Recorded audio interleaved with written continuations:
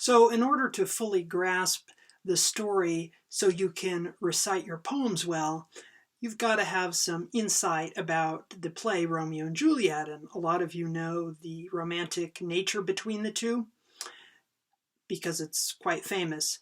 But from the beginning, we've got the Couplets and the Montagues, two feuding families that are responsible for a lot of the violence and disruption in the town of Verona in which they live.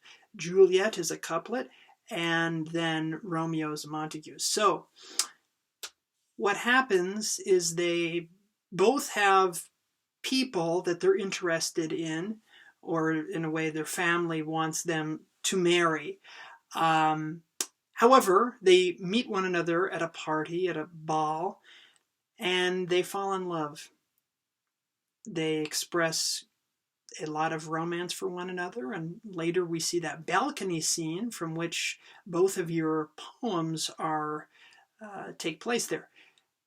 And with regard to Romeo in that monologue, when he says, "But soft, what light through yonder window breaks," he's saying, what's that light in the window? And then he goes on to compare Juliet to the sun. And so he uses a lot of metaphorical language. One of the kind of disturbing or controversial lines he does have in there is, "Her vesta livery is but sick and green, and none but fools do wear it, cast it off." And this is to say her virginity makes her look sick, and green with sickness, and so nobody but a fool has virginity. Get rid of it. So this is a disorder thing to say, but there are some cultural contexts, specifically that back then, one of the theories, myths, more precisely, was that virginity made one sick or look green, sickly. And so basically the root of that is he wants to marry her and consummate the marriage, and he's kind of blinded by that and just very passionate. So how should you read this? How should you recite it? With a lot of passion, with a sense of longing, as if anything he can think of or use metaphorically doesn't even start to describe his passion and love and kind of devastation that they can't be together, and that he longs and desires Juliet.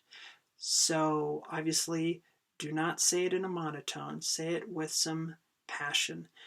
Another thing you can do for both of these monologues is go on to Sparks Notes or something like that have modern day translations of these poems, and for most of Shakespeare, because the English that William Shakespeare uses can often be hard to discern for us modern English speakers. So with regard to Juliet, when she says, "Romeo, Romeo, where art thou, Romeo?" she's not saying, "Where are you, Romeo?" but rather she's saying, "Romeo, Romeo, why do you have to be Romeo? Why does your name have to be Romeo? Why do you have to be a Montague? What is in a name?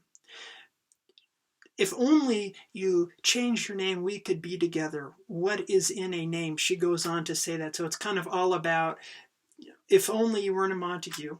If only you were not from that family, which my family hates, we could be together. Can't you change your name so we can be liberated from the restrictions that our family's placing on, so we can be in love and be together. And they marry in secret because they obviously cannot do that publicly because of their family's oppositions. And they Juliet has a cousin who doesn't like Romeo because of the feud and has that protective nature. His name is Tybalt, so they fight, and Romeo eventually kills him. And so then Juliet's family wants her to marry this other guy who she was initially dating. And a Catholic priest, the friar who marries them, actually devises a plan for Juliet to fake her death, so her family thinks she's dead, and then go off to live with Romeo in peace. And she does that, and in a somewhat successful way because she convinces people she's dead. However, when this gets to Romeo, it's before he knows that it's a fake death. And so he genuinely thinks that she is dead. And then he goes on to fight the fellow who she's supposed to marry.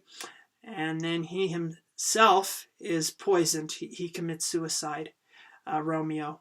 And when Juliet goes and finds him, she commits suicide. So it's this misunderstanding, but it's a greatly passionate and play. I mean, it is about love, and it kind of shows to what lengths people will go to love, and it's kind of seems dramatic in our modern day, but I think people do similar things with different cultural contexts, with different language, obviously, but people do crazy things in love, for love, or when at least they think they're in love, and especially if there are deficits in communication, a lot of crazy things can happen.